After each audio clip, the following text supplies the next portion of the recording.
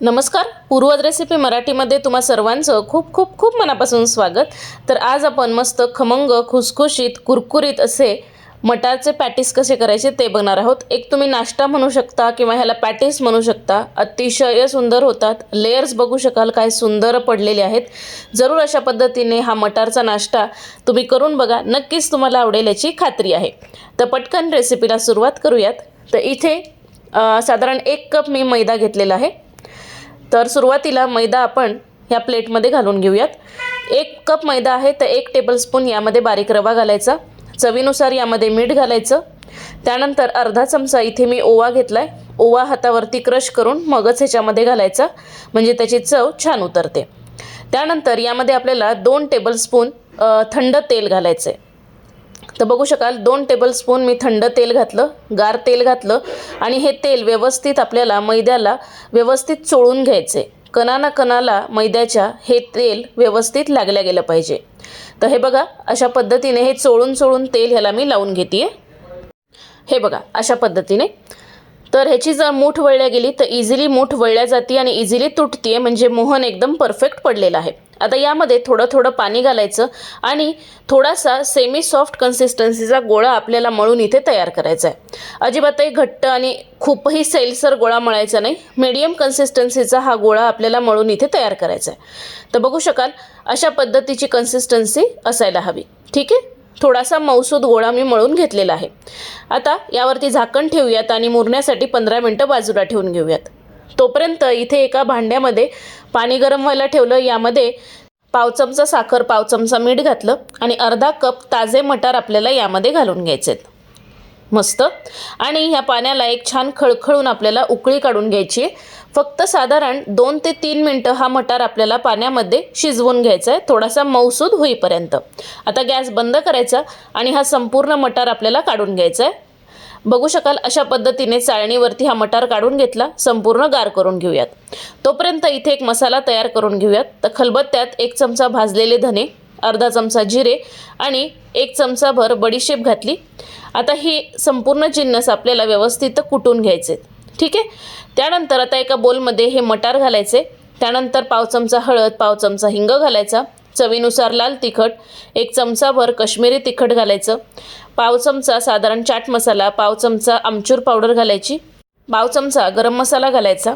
त्यानंतर अर्धा चमचा आलं आणि मिरचीचा ठेचा घालायचा, चवीनुसार मीठ घालायचं। त्यानंतर यामध्ये आपल्याला एक मोठा उकडलेला बटाटा अशा पद्धतीने मॅश करून यामध्ये घालायचं आहे। हे बघा अशा पद्धतीने। त्यानंतर आता पॅनमध्ये 1 चमचाभर तेल गरम करायचं आणि हा जो कुटून घेतलेला मसाला आहे हा तेलावरती आपल्याला साधारण 30 ते 40 सेकंद फक्त फ्राय करून घ्यायचा आहे। मस्त। तर बघू शकाल हा मसाला व्यवस्थित फ्राय करून झाला की हा मसाला आपल्याला या मिश्रणावरती अशा पद्धतीने घालून घ्यायचा आहे। मस्त अशा पद्धतीने हा मसाला घातला ना की त्याची चव अतिशय सुंदर उतरते। मिक्स करूयात संपूर्ण जिन्नस व्यवस्थित। मस्त। तर बघू शकाल छान असं हे आपलं स्टफिंग इथे बनवून तयार झालेलं आहे।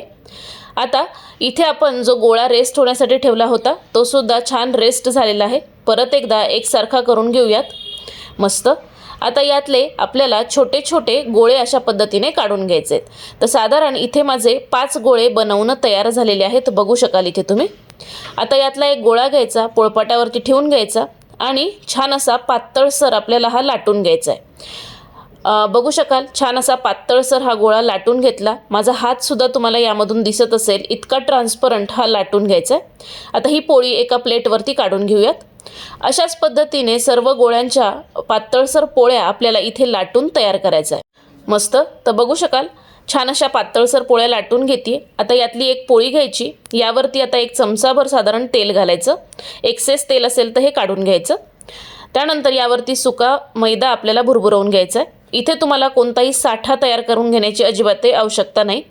आता मैदा भुरभुरवून घेतला की ह्या ज्या लाटून घेतलेल्या पोळ्या आहेत यातली एक पोळी यावरती घालून घ्यायची। अशा पद्धतीने ही स्ट्रेच करून घ्यायची। हे बघा मस्त। आता या पोळीवरती सुद्धा साधारण 1 चमचाभर तेल लावायचं, पसरवून घ्यायचं व्यवस्थित। यावरती पण सुका मैदा आपल्याला भुरभुरवून घ्यायचा आहे। यावरती तिसरी पोळी लावायची। अशाच पद्धतीने एकावर एक करत आपल्याला संपूर्ण पोळ्या लावून घ्यायच्यात। शेवटच्या पोळीला सुद्धा आपल्याला व्यवस्थित तेल आणि मैदा बुरबुरवून घ्यायचा आहे. आता अशा पद्धतीने हे फोल्ड करायचं. यावरती सुद्धा तेलाचा हात लावायचा, मैदा बुरबुरवून घ्यायचा. ही साईड उचलायची, अशा पद्धतीने फोल्ड करून घ्यायची. हे बघा, यावरती पण तेल लावायचं आणि यावरती सुद्धा सुका मैदा आपल्याला बुरबुरवून घ्यायचा आहे. आता अशा पद्धतीने हे फोल्ड करायचं. हे बघा, यावरती सुद्धा थोडासा तेलाचा हात लावायचा, यावरती पण सुका मैदा बुरबुरवून घ्यायचा. आता ही साईड उचलायची आणि यावरती अशा पद्धतीने ठेवून घ्यायची. असं केल्यामुळे लेयर्स अतिशय सुंदर पडतात. तर बघू शकाल, छान असं हे व्यवस्थित आपलं बनवून तयार झालं. आणि आता हे आपल्याला लाटून घ्यायचं आहे. तर थोडंसं जाडसर आपल्याला हे लाटून तयार करून घ्यायचं आहे. तर हे बघा, अशा पद्धतीने इतक्या जाडीचं हे मी व्यवस्थित लाटून तयार केलं. आता ह्याच्या ज्या साईड्स आहेत त्या सुरीच्या साह्याने ह्या संपूर्ण साईड्स आपल्याला कट करून घ्यायच्या आहेत. बेसिकली आपल्याला ह्याला चौकोनी आकार देऊन घ्यायचा आहे. तर बघू शकाल, छान अशा ह्या साईड्स कट करून घेतल्या. आता ह्या साईड्स आपण काढून घेऊयात. मस्त. तर या साईड्स आपण काढून घेतल्या आणि छान असा चौकोनी आकार तुम्हाला इथं दिसत असेल. ठीक आहे. आता यामध्ये सुरुवातीला मध्यभागी आपल्याला एक कट देऊन घ्यायचा आहे. अशा पद्धतीने आपल्याला कट देऊन घ्यायचे.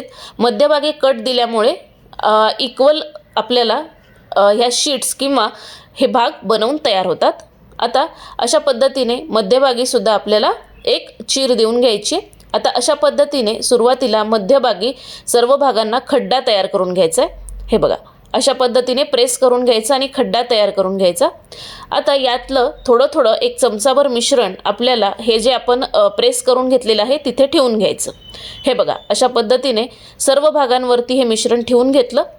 आता थोडासा अशा पद्धतीने पाण्याचा हात लावायचा आहे आपल्याला गोलाकार आणि ही साईड उचलून व्यवस्थित आपल्याला यावरती ठेवून घ्यायची आहे. आणि ज्या कडा आहेत त्या अजिबातही प्रेस करायच्या नाहीत. मध्यभाग आहे तेवढाच फक्त आपल्याला प्रेस करायचा आहे. तर हे बघा, मी तुम्हाला दाखवते सुद्धा की हे बघा, मध्यभाग फक्त मी प्रेस केला आहे, कडा अजिबातही प्रेस केलेल्या नाही आहेत. असं केल्यामुळे तुमचे लेयर्स अतिशय सुंदर पडतात. तर संपूर्ण पॅटीस बनवून तयार झाले. गॅसवरती मध्यम गरम तेल करून घेतलं कढईमध्ये आणि ह्यातमध्ये आपल्याला एक एक करून हे पॅटीस सोडून घ्यायचे आहेत. आणि हे पॅटीस आपल्याला छान गोल्डन ब्राऊन कलर येईपर्यंत मंद आचेवरतीच तळून घ्यायचे आहेत. हाय हीटवर, मध्यम आचेवर अजिबातही तळायचे नाहीत, नाहीतर मग तुमचे लेयर्स छान सुटणार नाहीत. तर बघू शकाल, मंद आचेवरती हे पॅटीस मी अलटपलट करून छान असे तळून घेते.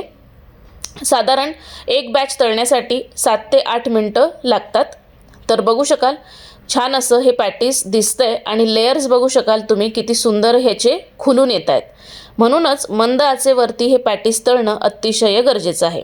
तर बघू शकाल, रंग ह्या पॅटीसला काय सुरेख आलेला आहे. एकसारखा गोल्डन ब्राऊन कलर आलेला आहे आणि लेयर्स बघू शकाल किती सुंदर ह्या पॅटीसचे दिसत आहेत. अतिशय सुंदर होतात चवीला. जरूर तुम्ही हे पॅटीस करून बघा, नक्कीच तुम्हाला आवडतील, ह्याची 100% खात्री आहे. मस्त. तर बघू शकाल, अतिशय सुंदर हे पॅटीस इथे तळून तयार झाले. हे पॅटीस आपण काढून घेऊयात, तेल संपूर्ण निथळवून घेऊयात आणि एका अशा पद्धतीच्या जाळीवरती हे पॅटीस आपल्याला काढून घ्यायचे आहेत, जेणेकरून ते सॉगी होणार नाहीत. अशाच पद्धतीने सर्व पॅटीस आपल्याला इथे तळून तयार करायचे आहेत. तर बघू शकाल, छान संपूर्ण पॅटीस तळून तयार झाले. हे पॅटीस अजिबातही कुठेही तुम्हाला तेलकट होणार नाहीत, ह्याची 100% खात्री आहे. तर बघू शकाल, रंग टेक्स्चर अतिशय सुंदर आलेलं आहे. अजिबातही तेलकट झालेले नाहीत. माझ्या हाताला अजिबातही तेल लागत नाही आहे. तर जरूर अशा पद्धतीने हे पॅटीस करून बघा आणि केल्यानंतर मला कमेंट करायला विसरू नका. अतिशय सुंदर होतात, खुसखुशीत होतात, कुरकुरीत होतात. मधलं स्टफिंगसुद्धा अतिशय चवीला सुंदर लागतं. यातलं एक पॅटीस तुम्हाला ओपन देखील करून दाखवते. वा, जबरदस्त. करून बघा आणि केल्यानंतर मला कमेंट करायला विसरू नका. अजूनही सबस्क्राईब केलं नसेल तर आवर्जून सबस्क्राईब करा. तोपर्यंत बाय.